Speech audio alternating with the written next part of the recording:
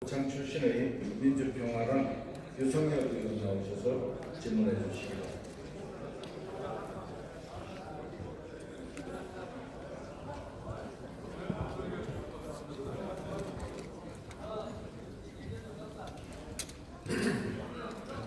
예, 저는 고창 유성열입니다. 경제 상황이 최악으로 치닫고 있습니다. 지난해 우리 경제 성장률은 6년 만에 가장 낮은 2.7%입니다. 전문가들은 금년도 경제 성장률 2% 초반, 심지어 1% 후반으로까지 전망을 하고 있습니다. 실업률은 연일 최고치를 경신하고 있으며 소득 격차, 즉 양극화 역시 2008년 금융위기 이후 가장 심각한 수준입니다. 그런데도 현 정부는 최근 경제에 긍정적 신호가 왔다, 개선된 모습 운운하면서 안이하게 인식을 표출하고 있습니다. 국무총리 나와 주시기 바랍니다.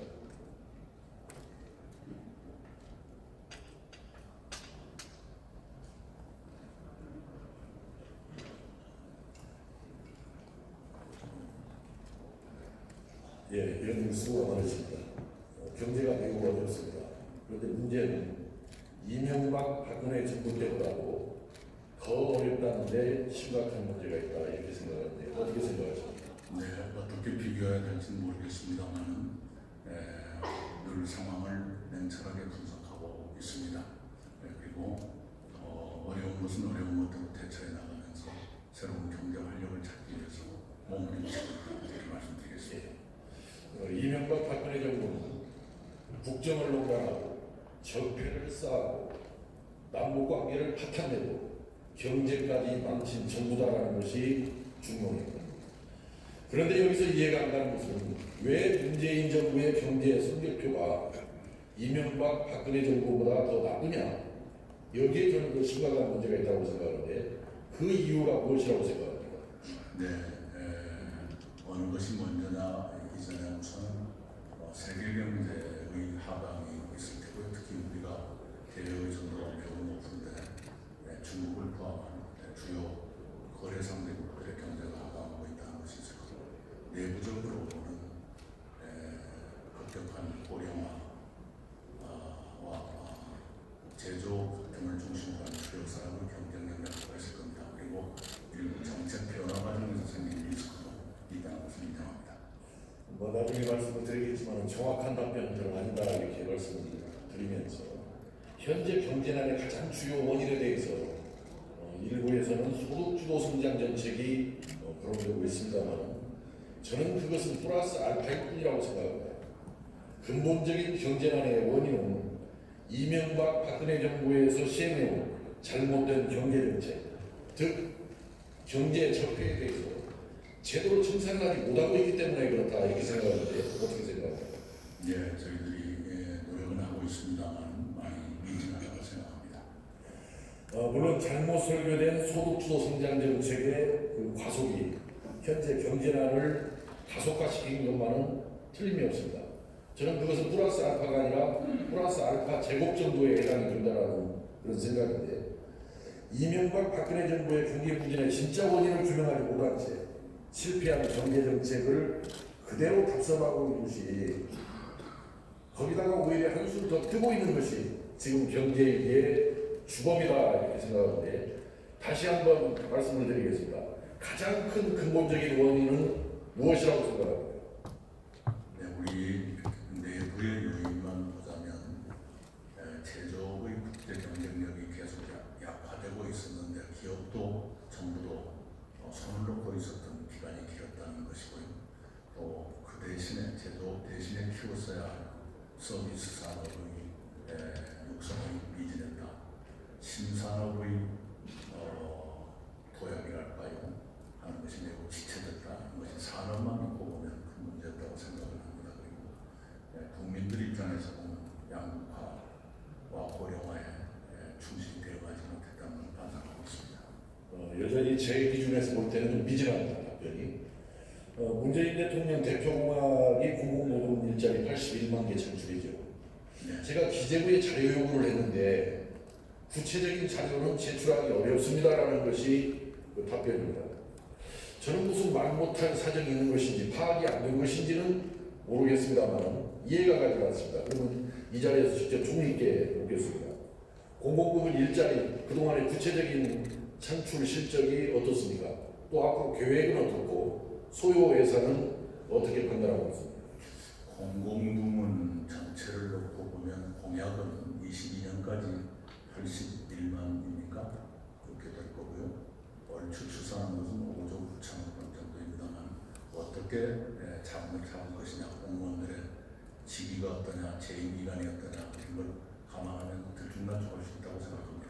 현재 추산하는 건 그 정도입니다. 차제에 그 정부가 그 자료 제출하는 거 총리께서도 국회에 오랫동안 계셨기 때문에 그것은 이 질문과도 상관없이 한번 짚어보실 필요가 있겠다 이렇게 생각하고 지금 국회 예산처에서는 공공부문 그 81만 개 중에서 공무원 17만 명이 공무원 그 중에서 17만 명이 뽑히면은 총 327조 연금 포함 시 총 350조 원이 소요될 것으로 예상하는데 거기에 대해서는 파악을 하고 계십니까?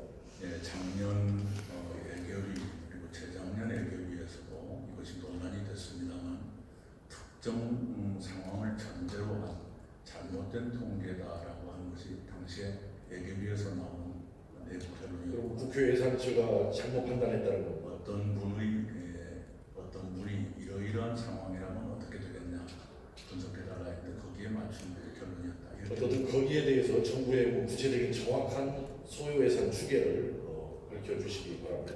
네, 그 예결일 때도 그 문제가 많이 논란이 됐었습니다만 우리 담당 부처에서 의원님께 설명을 드리도록 얘기하겠습니다. 자, 여기서 들어가 주시고 경제부총리 앞으로 나와 주시고.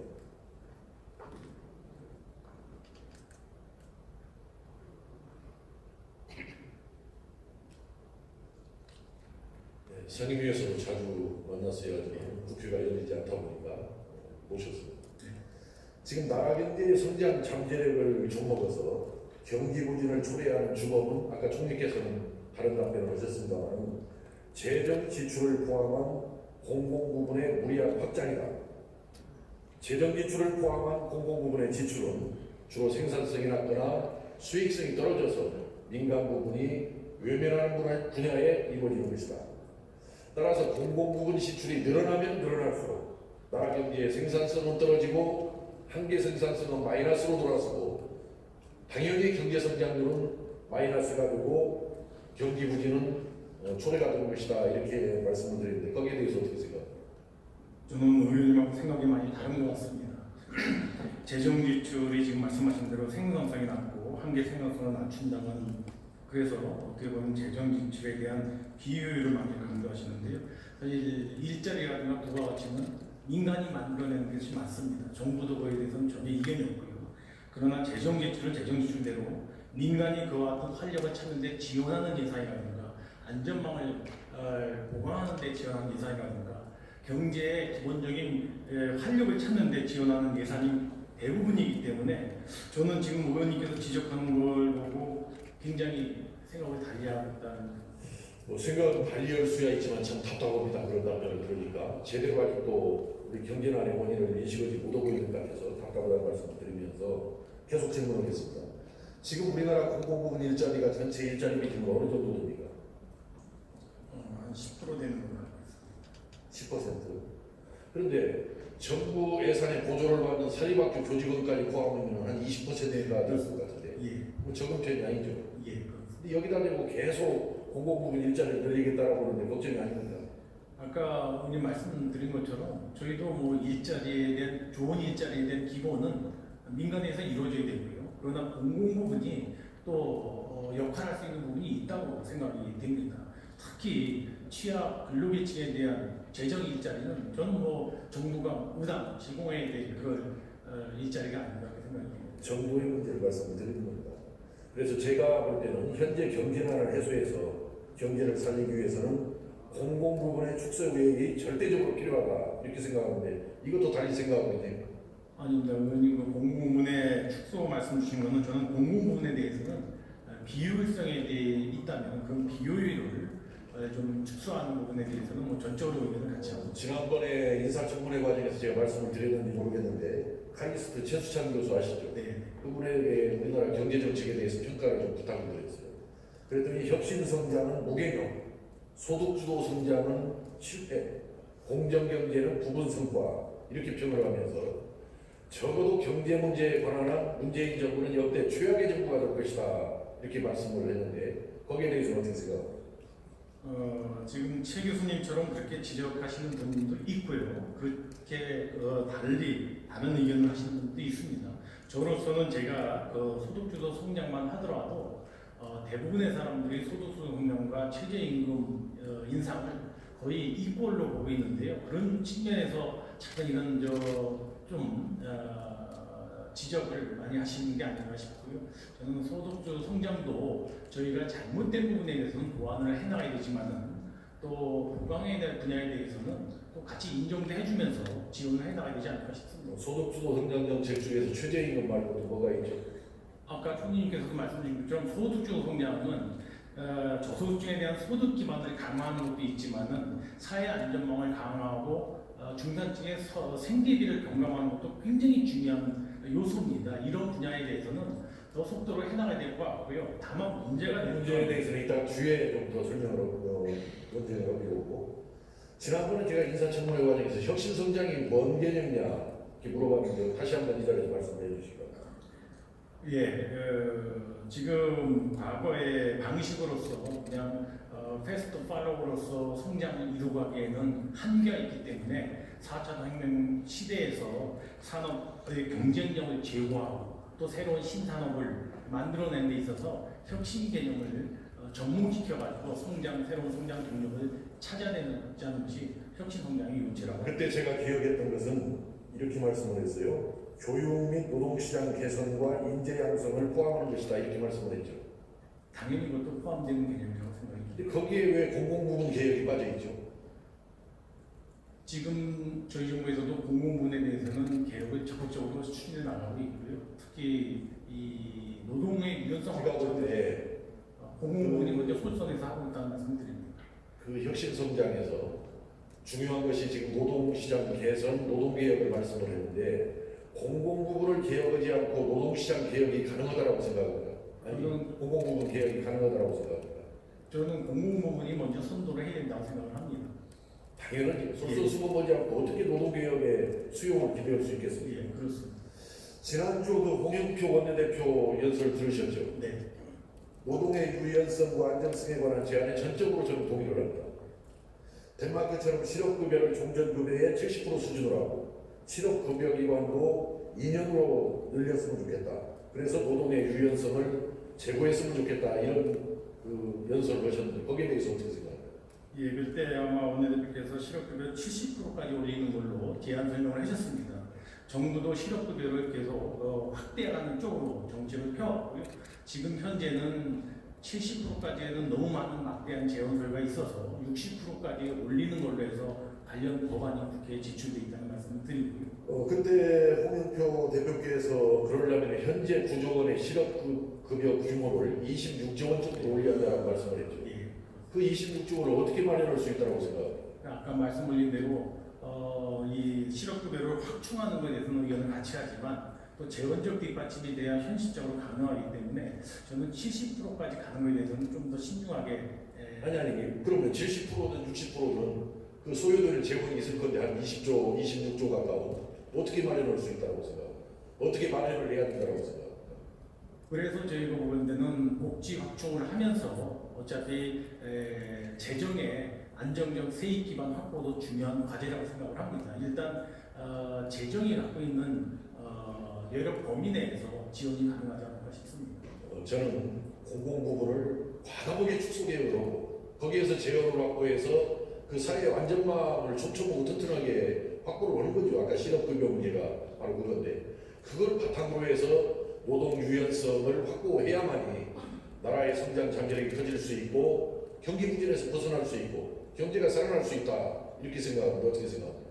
예, 의원님 말씀 주신 대로 공공부문이 솔선해서 먼저 개혁하고 관련 기여를 할 수 있도록 하는 조치는 저는 뭐 전적으로 의원님하고 생각을 같이 합니다. 그런 부분이 진행될 수 있도록 정부도 최선을 어떤 공공기관을 총괄하는 기재부 장관 입장에서 그 문제를 한번 심도 있게 들여다볼 것을 강력하게 주문하면서 다시 질문을 이어가겠습니다. 저는 앞에서 잘못 설계된 소득주도 성장 정책의 과속이 플러스 알파 또는 플러스 알파 제곱으로 작용을 해서 현재의 경기 부진을 가속화시켰다고 진단을 했습니다. 제가 여기서 잘못 설계됐다는 이야기는 세금을 더 걷어서 재정으로 뒷받침을 해야만이 가능한 이러한 소득주도 성장 정책은 제가 좀 더 신랄하게 비판을 하면 이것은 소득 감축, 경기 후퇴 정책이다. 이렇게 생각하는데 어떻게 생각합니까? 의원님 그 소득주도 성장이 주로 재정의 뒷받침에 의해서 하겠다는 원래 취지는 아니었습니다. 아닌데 지금 하고 있잖아요. 최저임금도 마찬가지고 일자리 창출도 마찬가지고 전부 재정이 뒷받침되지 않고 갈 수 있는 것이 뭡니까 지금? 아까 말씀드린 것처럼 소득주도 성장의 컴포넌트에서 이 사회 안전망을 강화하는 것은 재정이 해야 될 역할이고요. 최저임금이라든가 이런 것들은 재정보다는 민간의 활력을 찾아서 또 최저임금을 부담할 수 있는 능력을 만들어가는 것이 그게 촉경이 아니라 진정으로 가처분 소득을 늘리고자 했다면 임금이 아니고 정부가 통제 가능한 수단, 세금을 낮춰줬어야 한다고 생각합니다. 그런 측면에서 저는 작년에 유류세 15% 한신화 정책에 대해서 아주 높게 평가를 합니다. 부총리, 이번 기회에 상시적으로 유류세를 인하할 뜻이 없습니까?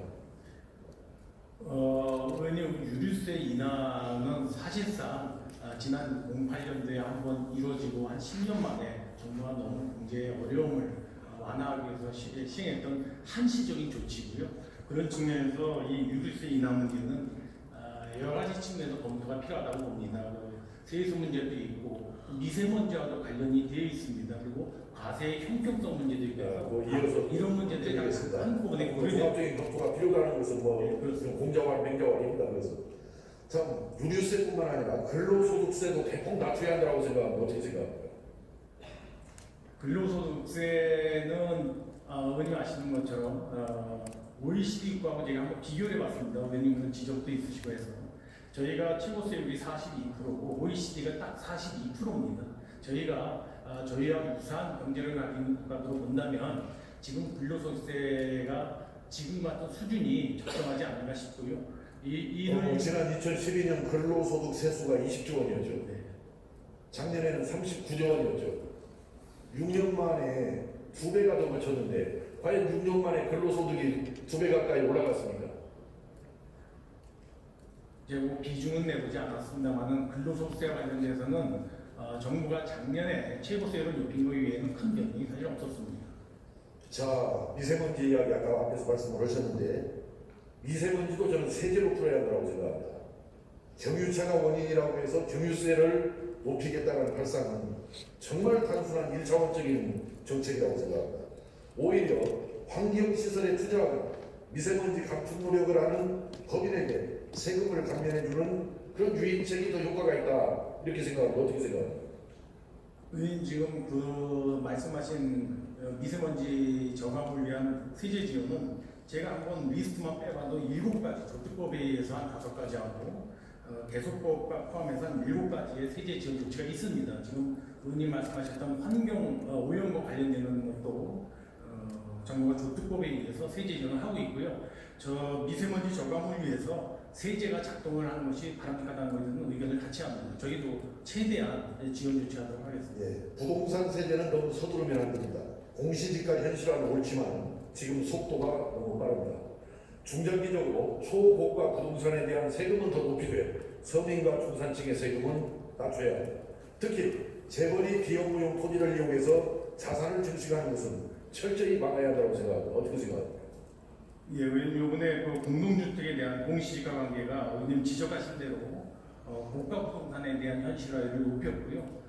저소득층 서민층에 대해서는 현실화율을 굉장히 낮췄다는 말씀을 드리고요. 기업의 비업무용 토지에 대한 중과세는 정부도 그렇게 하고 있고 앞으로도 그렇게 해 나갈 예정입니다. 증권거래소의 단계적 폐지에 대해서는 어떻게 생각합니까? 그 증권거래소는 오늘 정부가 발표한 바가 있습니다. 증권 거래세에 대해서는 코스피에 대해서는 0.05%를 올해 낮췄고요. 다만 증권거래세와 양도소득세 문제가 같이 있는데요. 이 문제는 연계해서 내년 저희가 상반기 정도에 이 두 개를 연계해서 연구검토를 거쳐서 앞으로 증권거래세 문제하고 양도소득세 확대 문제를 어떻게 연계해서 검토해 나갈 건가는 내년 상반기에 저희가 발표를 하도록 그렇게 하겠습니다. 네, 수고하셨습니다. 들어가시기 바랍니다.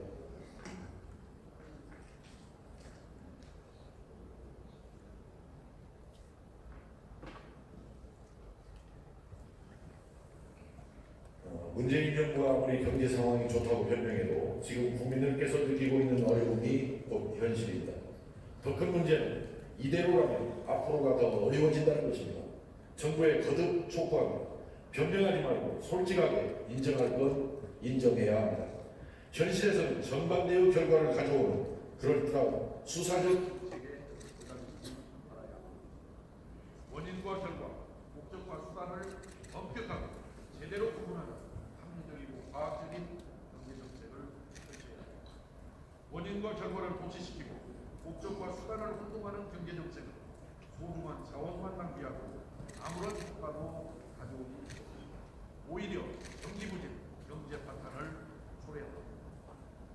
정부의 정식으로 제안하고 앞에서 송원석 의원께서도 제안하셨던데 정치권과 정부, 전문가들 각계의 각층이 참여하는 경제난 원인 규명 및 대책 마련 비상 원턱회의를 구성하여 운영할 것을 제안합니다. 지금이 마지막 타임입니다. 정부의 적극적인 대처를